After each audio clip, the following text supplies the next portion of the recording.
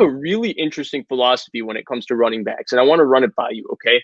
I think we've had this conversation, but not in depth before. Yeah. So my thing with running backs is I'm not full analytics, okay? Analytics say don't draft running backs high because you can match their value and don't pay running backs a second contract. I fall somewhere in between. I say draft running backs high. Just don't pay them a second contract. How high though? Like first round? As high as you Top want. 10? Because look, the top 10 too. Because Mhm. if you're drafting a running back top 10, you're usually getting a special player like a Todd Gurley, a Zeke Elliott. The average lifespan for an NFL player, whether you draft an offensive tackle or whether you draft a running back, is about 3 years. The thing with these special running backs is usually you're guaranteed 5 years of elite production before their bodies start to fall off. So what I usually say is draft a guy really high because the learning curve isn't that steep for running backs. Yeah, it's like if you pick Dalvin Cook, let's say you pick Dalvin Cook 10th overall, you can win with Dalvin Cook running the ball because he's going to be more effective regardless of what the analytics say. There's moments in specific runs at specific times that Dalvin Cook is going to be more effective than the undrafted guy running in a great scheme. Dalvin Cook in a great scheme is more effective. And you can win with that for 4 to 5 years. Where I would caution and say don't do it is don't give him the second contract. But I think drafting a running back high, I'm all for it because I think running back can be valuable in the right offenses. And I think if you have a really good running back that you draft high, like Zeke Elliott, right off the bat, he was dominant for the Dallas Cowboys. And Dak Prescott was phenomenal, but Zeke Elliott was really the driving force of their offense. Now they paid him. He slowed down, and he's probably not worth the money they give him. But he wasn't a bust at 4th overall. He's a phenomenal pick. So that's what do you think of that? Yeah, I'm kind of with you. I'm with you on the don't give them a second contract. But I will say a caveat to that is unless they haven't got a ton of carries early on, Derrick Henry, for example, he was in an RBBC, so running back by committee with DeMarco Murray. For the first couple of years of his contract, he was taken in the second round, so he had 2 years of like pretty good production, and then they paid him. I'm cool with that. They didn't run him into the ground. Prime examples of being run into the ground: Todd Gurley, Le'Veon Bell, who am I? Zeke Elliott. Zeke, yeah. So like those guys, they were getting fed tons and tons of carries. Then they signed these longer deals, and David Johnson too. And now their bodies are breaking down, and that's what happens when you feed someone 300 times a year, and they're getting like playing in a football game, just like being in multiple car crashes, right? Like you just can't expect to have that happen for 6 years and be effective. Where I slightly disagree with you is I'm not interested in taking a running back in the first round. I mean, I think we've seen time and time again, most of the time, I would not say it's worth it. I'd say Zeke, you could argue his rookie contract was worth it, but paying him. But would I rather take an elite offensive tackle at number 4 or an elite corner? Like they had the opportunity for Jalen Ramsey, right? Like say they took an elite prospect at one of those positions, you're comfortable signing him for multiple years. Do you want to take a guy top 10 that you don't plan on re-signing after the first 5 years of his contract? That's where I struggle with it. I'm fine with second round occasionally, like if you have a really good O-line or you need that position desperately. But my main philosophy is taking them in the mid to later rounds, maybe one every year. Like if you trade down and pick up an additional 4th, you take a running back there that you think's good.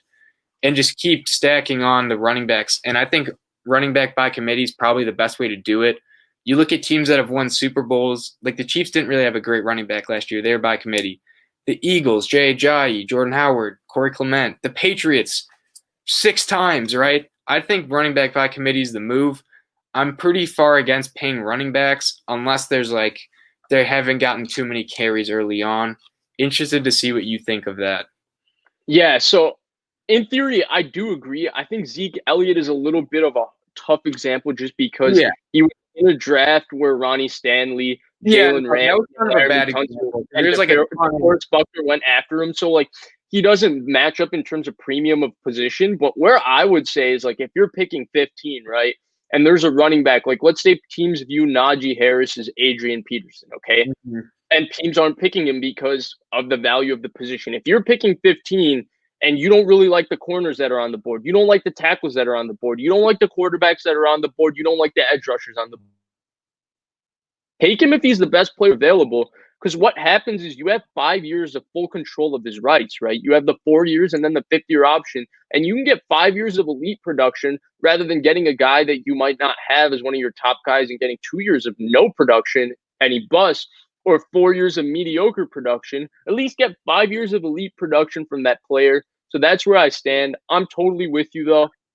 No second contract for them. Do you think, what about the thing where, like the Derrick Henry situation, where if the player doesn't have a lot of carries or touches in his first few years, then maybe you hand out like a short term? I'd say I feel like Derrick Henry. Go ahead, my bad. I was gonna say, like, if you're doing a second contract, I think if it's like 2 years at most, maybe 3, and there's like a team option in that third year, then you could argue for it. And it also depends on guarantees too. Like, we haven't gotten into that detail either. Like we could talk about the Zeke contract, and one thing that I don't think a lot of people know. So it's like a 7-year contract, right? It's six. So they have an out after 2023, and basically, like, they can cut him for like $2 million dead cap at the end of 2023, which, I mean, I'd imagine they do, right? We'll see. Maybe he bounces back. Maybe he bounces back.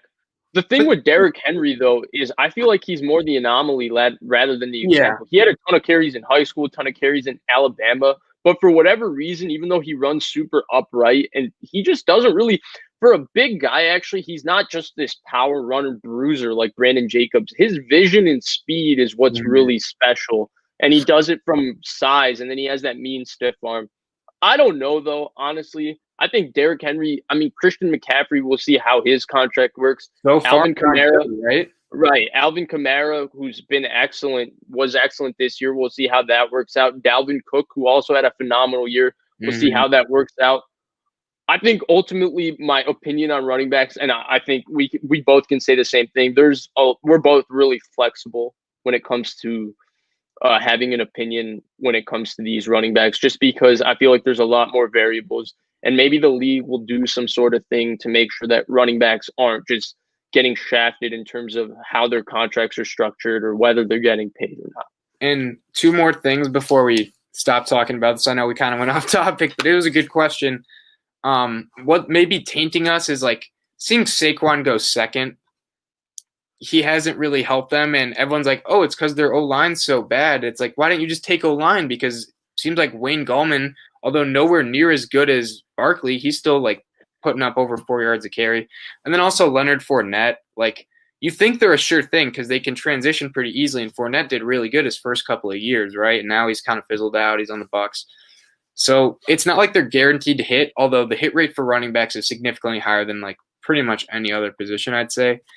And then one more thing is AP's contract is kind of also an anomaly. Like, he signed a huge contract. Right. And the man was worth every penny. Running back, which is like in this day and age unheard of. I don't know if it'll be a while before that happens again, I'd imagine. Yeah, he was definitely worth every penny. So he's kind of an anomaly.